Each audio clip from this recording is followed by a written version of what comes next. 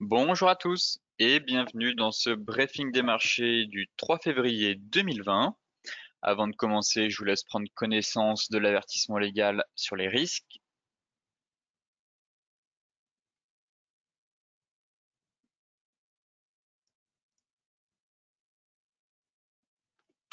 Très bien. Et tout de suite, on va commencer avec l'actualité des marchés. Alors, les bourses, la semaine dernière, ont terminé en nette baisse et ont creusé un peu plus leurs pertes durant la semaine, de nouveau affectées justement par la crainte de voir l'épidémie de coronavirus peser sur la croissance économique, mais aussi sur les résultats des entreprises. Les actions européennes sont passées dans le rouge en fin de semaine après l'annonce de deux premiers cas d'infection au Royaume-Uni et les derniers chiffres rendus publics par Pékin sur la propagation de l'épidémie qui dépasse désormais ceux de l'épidémie du SRAS en 2002 et 2003. La croissance économique pourrait tomber à 5,6% cette année, estime le cabinet Oxford Economics, qui tablait auparavant sur 6%. Enfin, côté indicateur, en Europe, la croissance du PIB de la zone euro au quatrième trimestre ressort inférieure aux attentes, en première estimation à 0,1%, en raison notamment d'une contraction en France, à savoir moins 0,1%, et en Italie à moins 0,3%. Côté US, eh bien, Wall Street a terminé en forte baisse aussi vendredi à l'issue de la dernière séance de janvier sur fond de préoccupations grandissantes autour du nouveau coronavirus chinois. Les principaux indices new-yorkais ont tous perdu plus de 1,5%, marqués par un regain de pessimisme sur on va dire, sur les marchés face aux répercussions potentielles de l'épidémie de coronavirus sur la croissance mondiale. La publication de statistiques mitigées de l'économie américaine n'a pas permis de renverser la tendance à la baisse, pas plus que les résultats de grands groupes, pas tous aussi flamboyants que ceux d'Amazon. On va dire que vraiment Amazon a sorti son épingle, a su tirer véritablement son épingle du jeu, car Amazon prenait quasiment plus de 10% durant la séance et a terminé avec quand même plus de 7% en fin de journée. Les économistes redoutent justement les retombées bien plus importantes que lors de l'épidémie du SRAS en Chine, qui avait coûté quand même 33 milliards de dollars à l'économie mondiale en 2002-2003, selon les dernières estimations. Depuis cette période, le poids relatif de l'économie n'a cessé de croître. Effectivement, la Chine représente quasiment maintenant 18% du poids de l'économie mondiale. Enfin, les effets sont déjà perceptibles pour certaines entreprises qui éprouvent des difficultés d'approvisionnement du fait des perturbations qui entraînent les mesures prises pour endiguer la propagation de la maladie. Enfin, durant le week-end, la Chine a quand même confirmé qu'elle allait soutenir les marchés en injectant énormément de liquidités sur les marchés, que ce soit pour soutenir sa monnaie ou les marchés. On est à je crois qu'on est à 1200 milliards sur la monnaie et quasiment 150 milliards pour stimuler les marchés. Donc, suite à cette annonce, eh ben, ça a permis un peu d'avoir un rebond sur les indices, malgré, on va dire, l'augmentation de morts ou de cas liés au coronavirus. Concernant les indices, eh bien, le CAC quand même a franchi son support clé situé à 5860 points. On a un deuxième niveau de support derrière situé plus vers les 5765 points. Mais voilà, on est quand même dans un flux baissier. On a franchi notre canal à la baisse. On a voilà bien cassé avec une bougie impulsive notre support. Donc effectivement, on pourrait avoir un pullback pour revenir tester ce niveau, mais le flux reste quand même baissier pour le moment. Malgré les annonces faites de la Chine pour stimuler les marchés, je reste quand même prudent parce que voilà, le flux est baissier et je ne serais guère étonné si le marché était amené à corriger vraiment en direction des 5700 points. Voilà, pour moi, c'est un gros niveau clé. Ici, c'est les 5700. Donc, on pourrait vraiment venir chercher ce niveau pour ensuite déclencher un rebond un peu plus important. Là, actuellement, j'ai plus l'impression que le marché respire suite à la forte chute qu'il y a eu vendredi sur les indices américains, où les investisseurs se sont fait assez peur. Mais pour le moment, voilà, ça tient. Le flux est quand même baissier. En mensuel, on a fait vraiment une bougie qui est vraiment pas très belle en mensuel. On a vraiment un bel avalement ici, même si je trouve ça dommage qu'on ait un peu trop de mèches sur cette bougie. J'aime pas qu'on a un avalement et qu'on a peu de corps et qu'on a beaucoup de mèches. Je préfère une bougie qui a un peu plus de corps, mais voilà. Force est de constater que graphiquement, on a quand même un avalement baissier, quasiment sur les plus hauts de 2007. Donc prudence, et on a quand même un flux. Voilà, on a un fort flux baissier qui est en place et les vendeurs pour le moment gardent la main. Donc oui, avoir un petit retour sur les 5860 pour faire un pullback, pourquoi pas. Mais derrière, comme je vous le disais, si on vient chercher les 5700, ce serait tout à fait légitime.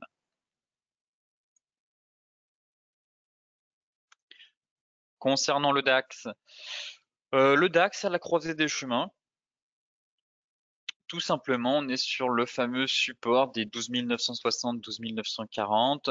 Euh, Pareil, on a tenté de faire un rebond ce matin, mais bon, il n'y a pas vraiment un flux haussier qui se met en place. La cassure de ce support vraiment va donner un horizon, on va dire, au marché. Et pareil, hein, je ne serais guère étonné de voir le marché retourner vers 12 745, voire même 12 575 points. Pour le moment, ça tient. Le range ici tient, comparé au CAC où on a enfoncé les 5860. Là, ici, on est quand même sur un gros niveau de support, mais derrière, voilà, si on enfonce ce niveau, clairement, si je me mets en hebdomadaire, on voit qu'il y a de la place. Il y a vraiment de la place pour corriger. On était dans un canal haussier, on est venu le travailler pendant des semaines, cette borne haute, couplée à notre résistance historique. Derrière, on a un gap de rupture. On casse, on franchit. Il y a de la place. Vraiment, on a de la place si on veut corriger un peu plus pour venir carrément chercher ce niveau, les 12 500, les 12 575 points. Donc, pour moi, voilà, le flux est baissier. Pareil, les vendeurs ont la main. Mais voilà, on est sur support. Donc, pour les traders intraday, certains vont essayer de mettre à profit ce niveau de support pour essayer d'avoir un rebond. Mais derrière, si on casse, voici les prochains niveaux à surveiller. Concernant le Dow Jones, très propre graphiquement, on est venu s'arrêter sur notre niveau de support que j'évoquais. C'était mon premier objectif si la baisse devait se poursuivre. Donc, premier objectif atteint, 28 175 points. Quasiment l'objectif théorique, si je reporte la hauteur du canal, ça nous donne à peu près cet objectif. Donc, on est vraiment venu le chercher au point près. Donc, c'est assez propre. En hebdomadaire, si la baisse devait se prolonger, comme pour les indices européens, eh bien, dans un premier temps, c'est de venir chercher l'oblique qui passe par tous les plus hauts vers les 27 000, allez, 27 700 points. C'est tout à fait possible de venir chercher ce niveau. Et après, ce serait voilà, les sommets du mois de juillet et du mois de septembre, vers les 27 375 points. Donc voilà à peu près les niveaux à surveiller pour avoir un rebond. Certes, on va avoir, je pense que les US là actuellement sont dans le vert, du moins sur les futurs. Donc voilà, on va avoir un rebond technique sur ce niveau. Donc pour moi, on a un support situé vers les 28 400, une résistance pardon située vers les 28 400. Donc voilà, si on franchit ce niveau, on va reprendre un peu plus de hauteur, mais derrière, si on échoue, bah, c'est tout simplement un rebond technique. On va retourner sur 28 175, et si on enfonce, et ben on ira chercher la fameuse oblique qui passe par tous les sommets vers les 27 700 points. Côté forex, eh bien, l'euro-dollar a quand même fait une belle impulsion en fin de semaine, puisqu'on est revenu, en fait, on est parvenu à franchir notre zone de polarité située à 1,1075. On avait un gros niveau de support ici avec pas mal de chandeliers d'hésitation et quasiment un marteau. Et derrière, le marché a fait quand même une belle bougie impulsive. Mais j'ai quand même l'impression que le marché ne parvient pas à tenir ce niveau. Voilà, on casse et derrière on réintègre tout de suite comme si c'était vraiment, ça fait plus penser à une fausse cassure, à un bull trap. Vraiment cette zone de polarité, on l'avait travaillé à de nombreuses reprises. À chaque fois que le marché la cassait, en général, il arrivait à tenir, que ce soit à la hausse ou à la baisse, ce niveau. Là, on casse et bon, à voir si la clôture du marché, si on va faire une mèche, mais là on casse et boum derrière finalement on réintègre comme si on avait un fameux bull trap. Derrière, on a toujours notre ETE qui, elle, n'est pas invalidée. Certes, ça fait quand même un gros pullback, mais voilà, l'objectif théorique se situe quand même à 1,0930. On bute vraiment sur les indices, donc à voir est-ce qu'on va partir dans un range en donné 4 heures. Ici, on pourrait quasiment avoir voilà, un range comme cela. Donc, est-ce qu'on va partir sur un range pour au final, voilà, enfin casser notre support des indices 75, voilà, situé juste ici. Et si on casse, bon bah 1,0975 et derrière, on irait chercher notre objectif théorique à 1,0930. Mais pour moi, voilà, l'ETE reste validé, est toujours en place. Et je reverrai mon scénario si les prix, voilà, franchissent à la hausse les 1,1130. Ce serait de repasser, de casser notre oblique, voilà, qui passait par tous les plus bas.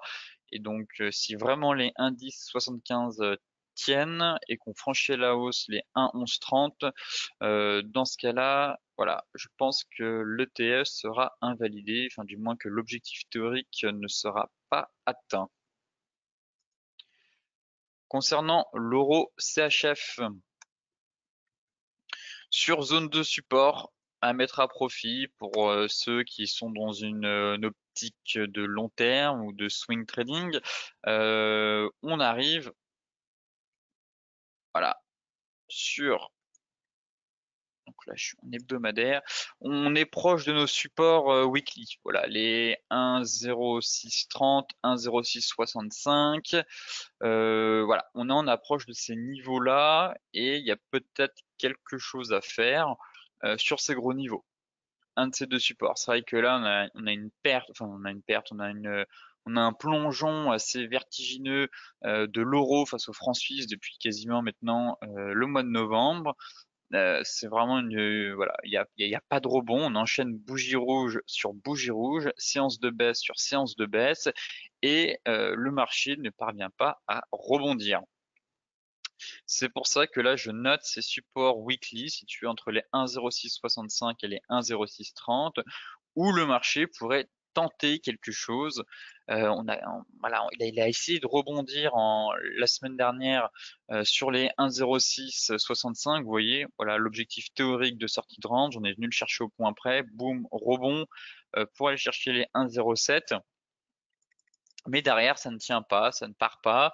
Bon, là actuellement, on a quand même un double bottom, enfin du moins la formation d'un double bottom sur les 1,0665. Donc il faudrait voir si le marché parvient à retourner sur les 1,07. Et effectivement, si le marché casse les 1,0720, dans ce cas-là, on pourrait valider un double bottom et repartir en direction des 1,08. La livre sterling, donc j'évoquais vendredi le triangle, et comme quoi il fallait éviter de payer forcément les sorties de triangle avant le week-end. On ne sait jamais les réactions du marché derrière. On a eu un beau gap baissier, même si on a eu une belle impulsion haussière. Là derrière, j'ai l'impression qu'on fait une fausse sortie. Tout simplement, on perd quand même plus de 1% sur la livre. Alors oui, certes, le Royaume-Uni est officiellement sorti de l'Union européenne, euh, mais voilà, la livre sterling pour le moment ne semble pas valider cette sortie de triangle par le haut, à moins qu'on fasse un gros pullback. C'est vrai qu'en donné 4 heures, Faudrait surveiller voilà, cette clôture. Effectivement, si on fait une mèche et qu'on parvient à sauver notre oblique, hop, juste ici, pourquoi pas? C'est vrai que là, on pourrait avoir un piège dans le sens où au final, on a une sortie par le haut, puis on a un énorme pullback histoire de sortir tous les acheteurs qui ont mis des stops trop près. Bon, si le stop est placé sous ces niveaux ou sous la borne basse, c'est vrai que là, on a encore le support des 1,3015.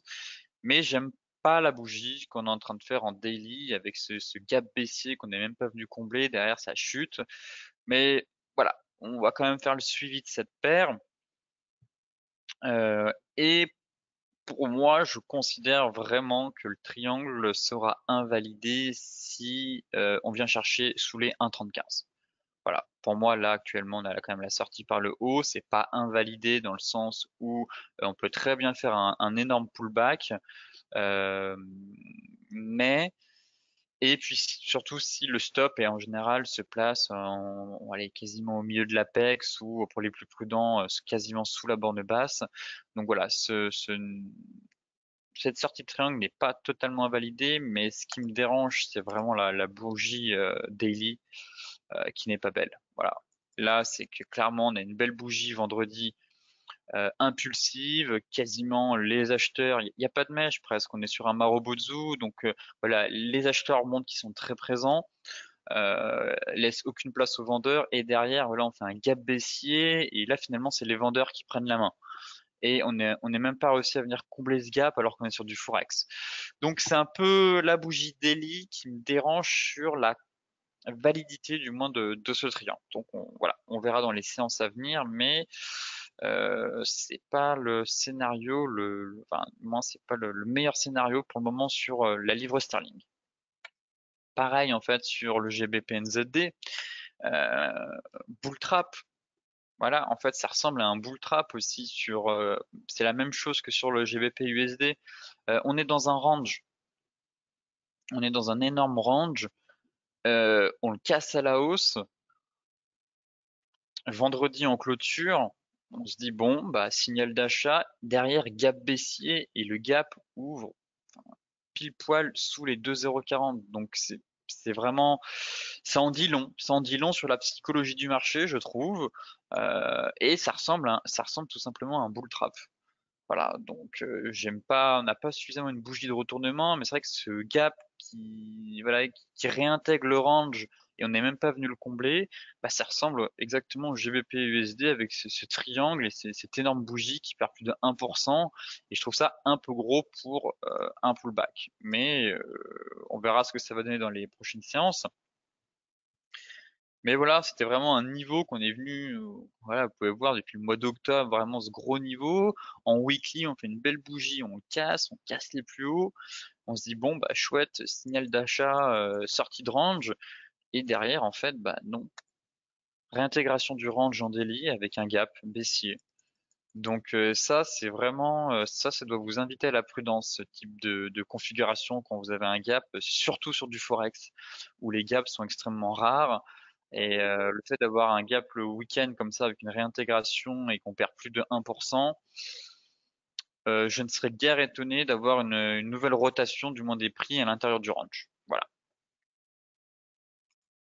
Maintenant, on va passer aux matières premières et tout de suite, on va regarder le pétrole. On va quand même commencer avec le WTI.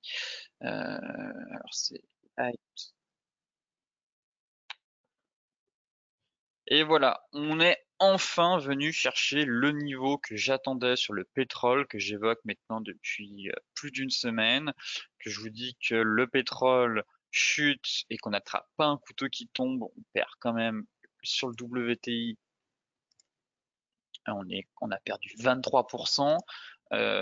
Donc voilà, un couteau qui tombe, certes au bout d'un moment il arrête de tomber, mais faut surveiller les niveaux clés. Et là, les niveaux clés, bah, c'était la borne basse du range. Et là, c'est actuellement, voilà, on a un test positif sur la borne basse. On a fait un petit excès ici vers les 50-50, comme on avait l'habitude de faire ici. Et pour le moment, le marché tient.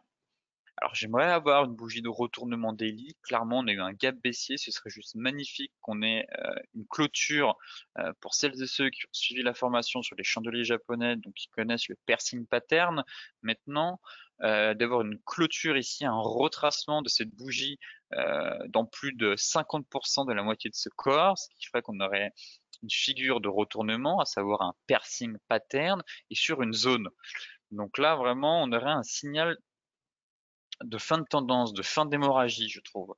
Et ce serait intéressant. Donc là, voilà, réaction positive. Donc, point, voilà, qu'est-ce qu'il faut retenir? C'est qu'on a une réaction positive sur la borne basse du range. La bougie actuellement est verte. On se situe sur une zone clé. On n'a pas encore de chandelier de retournement du moins daily, donc on va quand même attendre la clôture. Toutefois, je note quand même, voilà, la divergence. Clairement, celle-là, on a une divergence qui est ici, elle n'est pas validée pour le moment, mais elle est en formation. Voilà. Ici, on a une belle divergence sur zone, donc on va attendre de voir si elle va être confirmée ou pas. Mais voilà, on a plusieurs signaux qui commencent à se mettre en place sur la borne basse.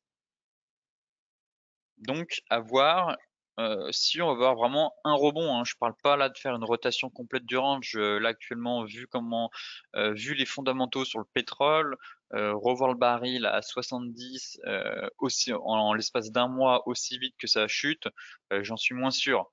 Mais viser les 55, ça reste envisageable comme objectif. Mais voilà, pour le moment, on a des signaux aussi qui se mettent en place. On va quand même attendre de voir la réaction du marché en clôture.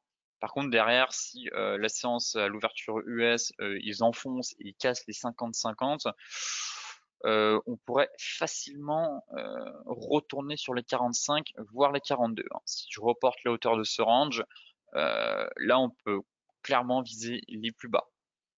Donc, je crois qu'il me semble qu'il y a une réunion de l'OPEP cette semaine. Voilà, on devrait avoir des signaux intéressants sur le pétrole, du moins cette semaine, voire même aujourd'hui. On va voir comment les bourses américaines réagissent sur ce niveau. Et au final, et enfin pour terminer, le Brent, qui lui, le Brent, voilà, est pas aussi joli que le WTI, dans le sens où on est quand même, bon, on repasse. C'est vrai que si j'écarte un peu mon range vers les 56,15, parce que là je l'avais tracé en hebdo, donc hop, et que je me remets en daily. Voilà, on est venu chercher la borne basse, mais on l'a quand même gapé. Voilà, on a fait un gap durant la nuit. Là, on tente voilà, de reconquérir la borne basse. On évolue juste au-dessus, mais bon, c'est pas aussi joli que sur le WTI, je trouve, où le WTI, on est quand même venu s'arrêter pile poil sur la borne basse. Là, on est quand même venu gaper. Bon, on parvient à tenir le niveau. Pour le moment, on se situe au-dessus. Mais voilà, pareil, j'aimerais avoir un signal de retournement un peu plus propre. Pourquoi pas? Là, on a une belle configuration, en tout cas, en étoile du matin, à savoir belle bougie impulsif, on gap, à la baisse, le marché tient, et derrière, si on fait une autre bougie demain qui retrace bien la moitié du corps de cette bougie-là, bon, bah, on aura une étoile du matin. Donc pareil, signal intéressant, on en avait une ici, hein. Là c'était une étoile du matin doji, hein, belle bougie impulsive. Là on a un doji, derrière on fait une bougie, bon elle manquait un peu de corps, mais voilà, on avait une étoile du matin, derrière le marché est reparti. Donc là on pourrait avoir aussi cette configuration, c'est ce que je surveille. Donc c'est pour ça que je vous dis que le pétrole, voilà, ça va vraiment être dans les jours à venir qu'on va vraiment savoir si on va avoir un signal ou pas, ou au contraire, si les marchés américains décident d'enfoncer le clou, bah, tout simplement, on aura la cassure des 56,15 si on se retrouve sous les 55. Et derrière, on pourrait facilement rejoindre les 52, les 52, puis les 50. Là, il me semble qu'on avait... Ouais, c'est ça qui m'intéresse aussi. C'est bien ce qui me semblait. On avait aussi cette oblique qui vient en soutien.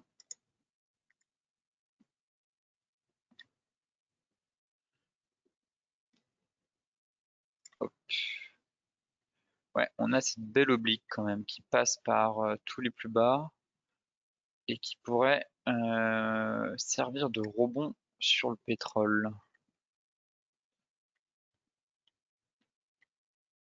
C'est ça. Donc voilà. Il y avait aussi cette oblique que je note, intéressante. On pourra avoir un rebond éventuellement. Là, on a vraiment une grosse oblique en hebdomadaire. Mais bon, pour le moment, on n'est pas encore là. Bon, je vous la mets, comme ça au moins elle est notée, cette oblique. Mais voilà, le niveau pour le moment à surveiller, c'est les 56 et voir si au contraire on enfonce direction les 52, voire notre oblique, ou au contraire on sauve le support, on se dessine un petit chandelier de retournement et on va chercher les 60. Et même cas que sur le WTI, en 4 heures, on a une divergence. Encore une fois, voilà, une divergence qui est en train de se mettre en place. Donc pareil, à surveiller et voir la réaction du marché, voilà, sur ce niveau. Donc voilà, divergence sur zone, pas encore validée. Il faudrait qu'on repasse vraiment au-dessus des 46. Mais voilà, les éléments qui plaident en faveur d'une hausse. Maintenant, il ne reste plus qu'à attendre la réaction du marché en clôture daily, à savoir si au contraire on va enfoncer le support ou le sauver avec une bougie de retournement. Enfin, pour terminer ce briefing des marchés, le Bitcoin, pas grand-chose à dire, juste à faire le suivi. Euh, on travaille tout simplement notre zone de résistance. On est quand même, voilà, on peut cadrer la dynamique, la récente dynamique haussière des prix à l'intérieur d'un canal. Pour le moment, pas d'inquiétude. Là, on consolide, on travaille, on est sur notre zone de résistance. On s'apprête à changer quand même la tendance qui était baissière depuis le mois de juillet. On va inverser la psychologie. Tout simplement, on était en tendance baissière, on va passer dans une tendance haussière. On est en train, on travaille.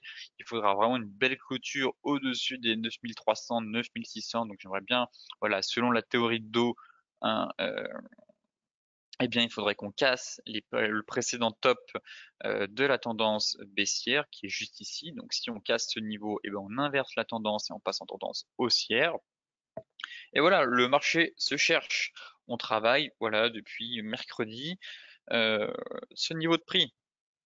Et tant qu'on reste, je serais pas étonné qu'on ait un retour sur la borne basse du canal vers les 8830, voilà, si les vendeurs se manifestent un peu. Mais pour le moment, on est plus dans une phase de consolidation. Voilà, on consolide, on est toujours à l'intérieur de notre canal aussi. Et derrière, si on franchit les 9600, ce sera direction les 10 900 dans un premier temps, et puis derrière, hein, si le marché a suffisamment de carburant, dans ce cas-là, on ira chercher les 12 000 points. Ce briefing des marchés touche à sa fin. Pour celles et ceux qui sont intéressés, je vous mets l'article dans la description de la vidéo.